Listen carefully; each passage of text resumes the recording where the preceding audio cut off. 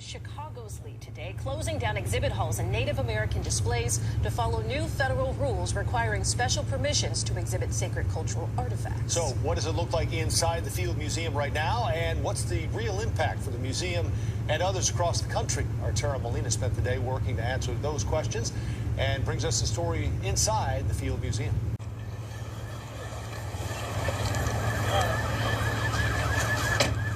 We're not Indians and we're not Native Americans. We're older than both concepts. We're the people, we're the human being. Okay, I got a question for you because it's hard for non-Indigenous or Native to understand because we're told a million things. It sort of goes against this, so correct me where I'm wrong. If we're to refer to the overall, not a specific tribe, not like Lakota or Crow, what's the best way to say it? What do you guys like to be? I mean, and it depends on the tribe. Okay. Depends on the tribe and who you're talking to. I think indigenous is kind of a newer tag that they, when you start looking at the definition of the words, indigenous, yeah. Indigenous of that land. You can say that about the Maori people and their island. What about Indian? Now, Indian, the older people are so used to Indian, that's what they prefer. The reason also is because when you look at the treaties, especially treaty people, they call us Indians in that treaty. But each tribe prefers their own name. Like for us, it's Oglala. I'm Oglala. Oglala, yeah. But you wouldn't know that because you don't know anything about Oglalas. Sioux, some people I'm Oglala Sioux because they don't know where the word Sioux comes from. Even our own tribe, we're called the Oglala Sioux tribe. They haven't changed our, on the tribal buildings, they still call themselves Oglala Sioux, even though they know it's a derogatory name given to us by the French and Ojibwe. But we still, as a nation, call ourselves that. Okay. Whereas the traditional people say, I'm not a Sioux, I'm a Lakota.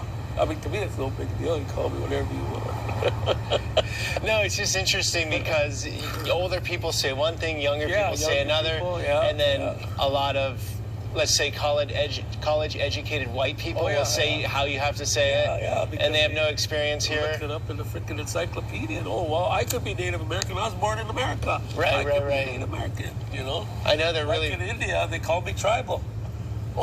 They thought I was from India. How'd you like India? I love that, man. They said, you're a red Indian. Signs like this one explain why these displays are covered up. They have been for weeks here at the Field Museum in order to comply with these new federal guidelines. Museums had until January 12th to do this.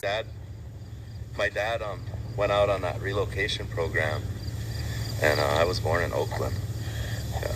Really? Okay, so what was the relocation program exactly? They called it a dislocation program.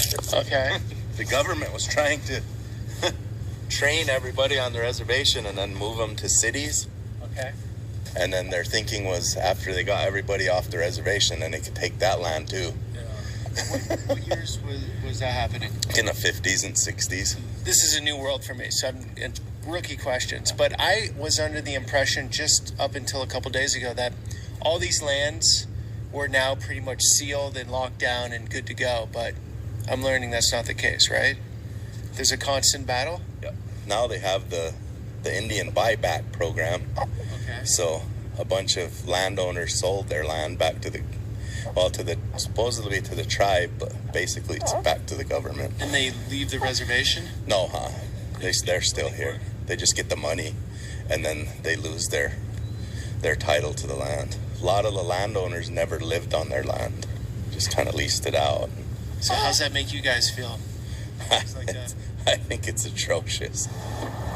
Black curtains and covered displays inside Chicago's Field Museum. Moves the museum had to make to follow changes to the Native American Graves Protection and Repatriation Act. We have taken off display or covered the cases with objects that are of cultural sensitivity, either things that are grave goods or ceremonial goods or important for cultural patrimony. Jock Hoke-Stoughton leads the exhibitions team here and told me they're proud to have led the charge when it comes to making changes to follow the new federal rules. An example of what's behind the brown paper? The black and white pottery that most major museums in this country have Many of those things could be from graves, from burials. Experts in the museum, per the new rules, need to connect with the Native American communities connected to each item. Those conversations can lead to permission to continue to keep something on display or to return or repatriate important cultural items. The question I get often is, do people get free housing? Darwin, your building it's a mortgage. Mortgage, Yeah, like the same. So a lot of the houses, like in the stick builds, were built some in the late 70s, early 80s. Okay. They're HUD houses, and a lot of them are tribal employees who can afford to pay rent on them.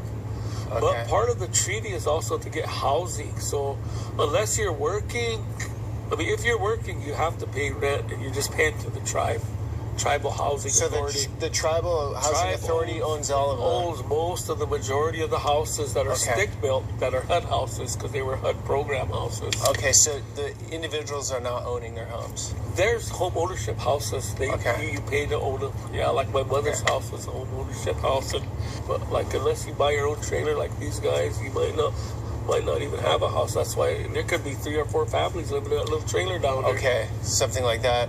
Yeah. There are dozens and dozens of communities to consult. So it'll take quite a while, let alone that all the museums in the country are dealing with the same thing. The new rule, it's something they're already doing in newer exhibits like this one. All those items on display have the permission of the right community. The impacted sections of the museum date back to the 80s and 90s. So we're told, while this process will likely take years, Working collaboratively with the Native communities is how we'll go forward.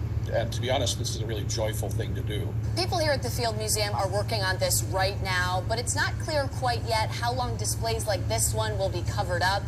You can find more on the impact here in Chicago and across the country when you head to this story. It's up on our website right now.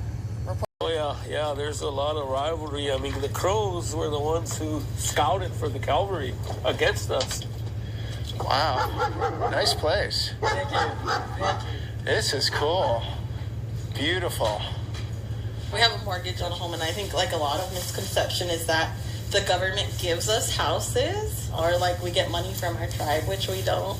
So you're paying for this full outright? Yeah, we got mortgage, and then the Thunder Valley Community Development really helped us with the process and purchasing the home, and gave us the education. These houses are set up too because there's 1, 2, 3, 4, 5, 6, 7. Yep. 7 houses set up in a semicircular floor, and her entrance faces the east. Traditionally, that's how our teepees would have been set up. Oh, okay. Okay. With the leader in the center, like right here. So that's why I call my daughter's house is the chief's house, because it's in the center right here. And the 2 at the end are the warriors who guard the entrance. And so everybody that comes in are supposed to come in through that entrance way over there. So I was told the last few days, actually, in Montana, on the different reservations I've been on, they said, 2 things. Pine Ridge is the most dangerous, and Pine Ridge is the poorest, which first impressions, different than what I thought I'd be getting into. And it's not all like this, obviously, but well, I mean, economically, per capita, we are one of the poorest counties in America. You guys are so far in here. It took forever to get here from the last town, like an hour and a half. Oh, yeah. So if you notice, all the roads that lead off the reservation, that's also by design. And that's the way of the government keeping us poor, so all the money goes off the reservation. So what I'm realizing in my journey through Native lands is every reservation has different jurisdiction to some degree. For example, yesterday on Crow, I learned that, people could homestead from outside the reservation. White people or any people could come in and homestead. So some of that land is not owned by the Crow, even though it's in their reservation. Their boundaries, yeah. What about here? Here, the majority is tribal land. In modern times, I know, because of fractionation, unless you have a title to it, you can do whatever you want with it. You own it. You could sell it. So you could sell it to anybody? To anybody, yeah. No, if you have a title. But if it's tribal land, you cannot sell it. It belongs to the tribe. Okay. But in reality, all the land belongs to the federal government.